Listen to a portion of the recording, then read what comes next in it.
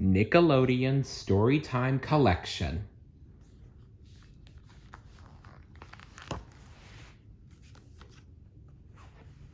The Great Patty Caper.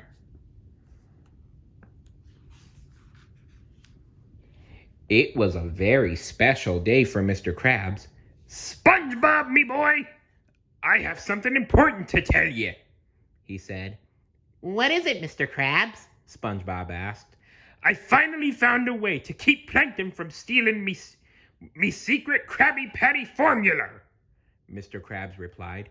I've sent it far, far away, where he'll never be able to find it.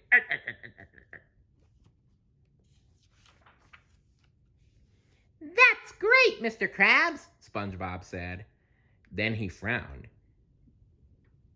But we just ran out of Krabby Patties, and we need the formula to make more.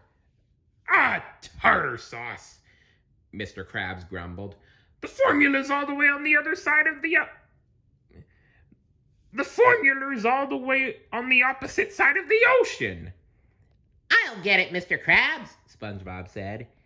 Send me. I won't let you down.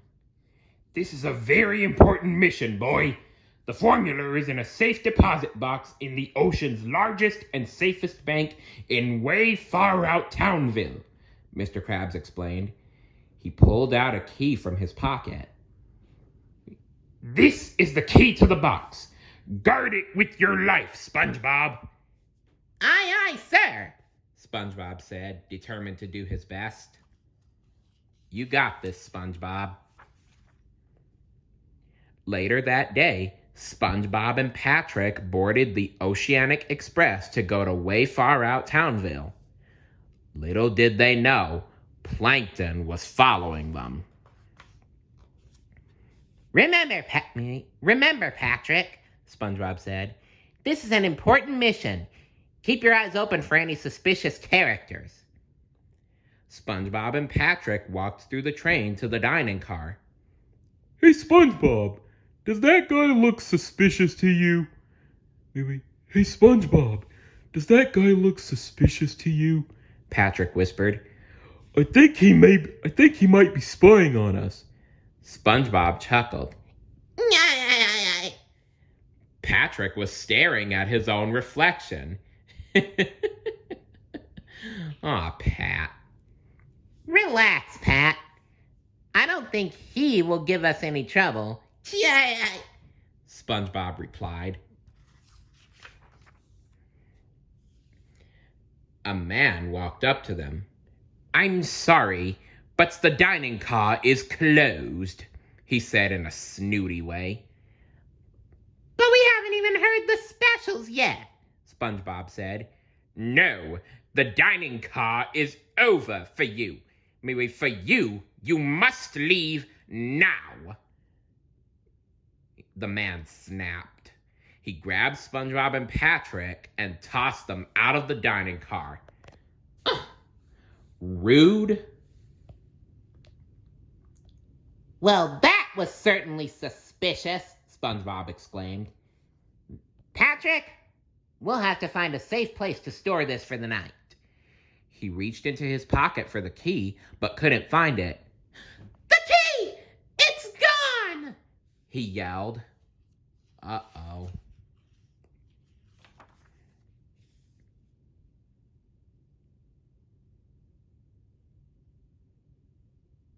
Just then, SpongeBob spotted Plankton.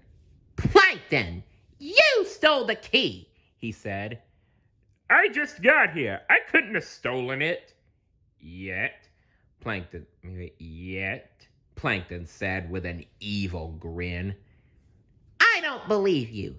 Search him, Patrick, SpongeBob ordered. Patrick lifted Plankton up and shook him upside down. He's clean, Patrick said. Then someone else on this train must have stolen the key, SpongeBob said. SpongeBob and Patrick called the police and rounded up the suspects. I think I know who did it, SpongeBob said. Mr. Police Chief, I submit to you the nanny. Sir, Search this baby's diaper and you'll find the key. The police chief searched and found a stolen diamond in the baby's diaper. Great job, Mr. SquarePants. You nabbed the infamous Jewel Triplets gang, the inspector said. Oh, well done, SpongeBob.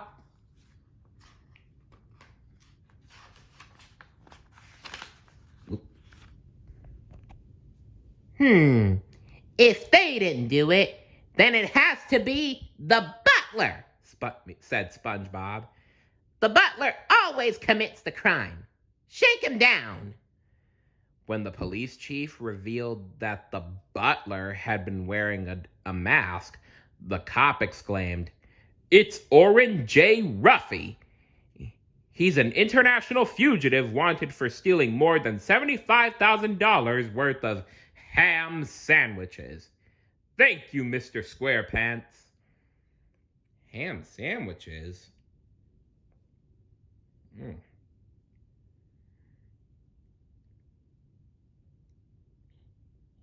You're welcome, but what about the key? I failed Mr. Krabs, SpongeBob wailed. Don't worry, it'll turn up, Patrick replied as he pulled something out of his pocket and began to pick his teeth with it. Patrick, that's the key! Where did you find it? SpongeBob asked. I found it when I was cleaning your shorts earlier, Patrick answered. Oh, SpongeBob said sheepishly. Well, Sponge, at least you caught a bunch of criminals. With the key found, SpongeBob and Patrick settled down for a nap. Would you mind scooching over, SpongeBob? Patrick asked. I can't even move my eyebrows. I'm trying, Patrick, but it's really cramped. This isn't exactly Bikini Bottom, SpongeBob said. Suddenly, Plankton popped up from under the covers. Need more room? He asked, opening the window. Maybe I can help. What a cool view, Patrick said. Have a better look. Have a better look, said Plankton. Then he pushed SpongeBob and Patrick right out of the window. So long, and thanks for the key. Ooh, that copepod. I ought to squish him like there's no tomorrow. Ooh, that Plankton really burns me up.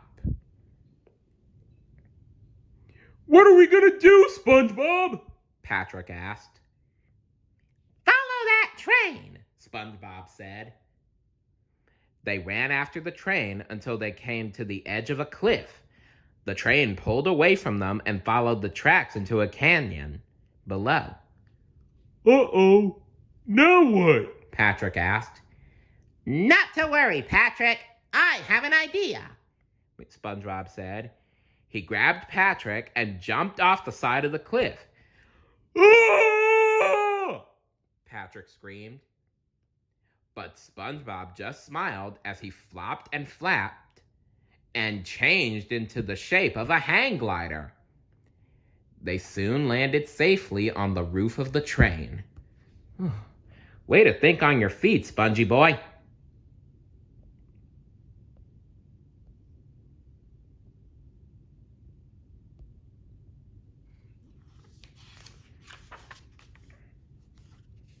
SpongeBob and Patrick climbed down into the train.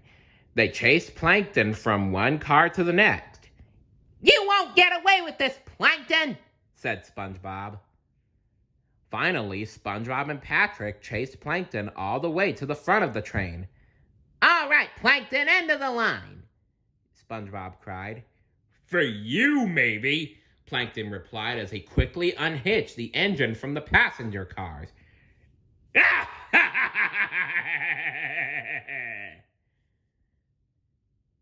Uh-oh, Patrick, we've got a big problem, SpongeBob said. We're on a runaway train. Quick, look around. There has to be a way to stop this thing, SpongeBob told Patrick. Patrick stared at the control panel. He found a lever labeled brake. Don't worry, SpongeBob, I'll save us, he said. Patrick grabbed the lever and jerked it back and forth until it broke. He proudly showed SpongeBob the broken handle. Patrick, that was the brake for the train. You weren't literally supposed to break it.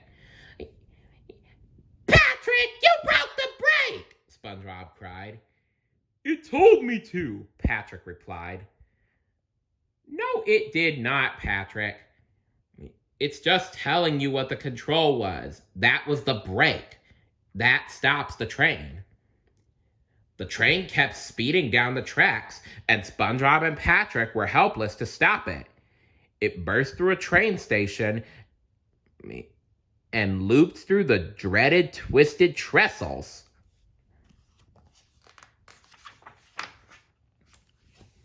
Meanwhile, Plankton sneaked into the way far out Townville bank. He used the key to open the safe deposit box. At last, my day has come, he said. As he picked up the Krabby Patty formula, a voice called out, Just a minute, Plankton! Mr. Krabs stepped out from the shadows. Did you honestly think I wouldn't have planned for you? Plankton sighed as he handed over the formula. Just keeping it warm for you, Krabs. Suddenly, they heard a rumbling sound. Chugga, chugga, chugga, chugga, chugga. Wait, chugga, chugga, chugga, chugga. What's that noise? Mr. Krabs asked. When he turned to look, Plankton swiped the formula. Checkmate, Krabs! I win! Plankton cried. Oh, you give that back! All of a sudden, a train smashed through the wall of the bank. SpongeBob and Patrick arrived just in time. SpongeBob hopped down from the train and took the Krabby Patty formula from Plankton. Good job, boy, Mr. Krabs said. You saved the day. SpongeBob replied proudly. I refuse to fail you, sir.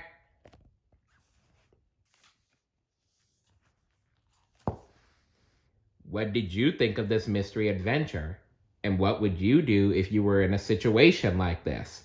Let me know in the comments below. See you later. Bye.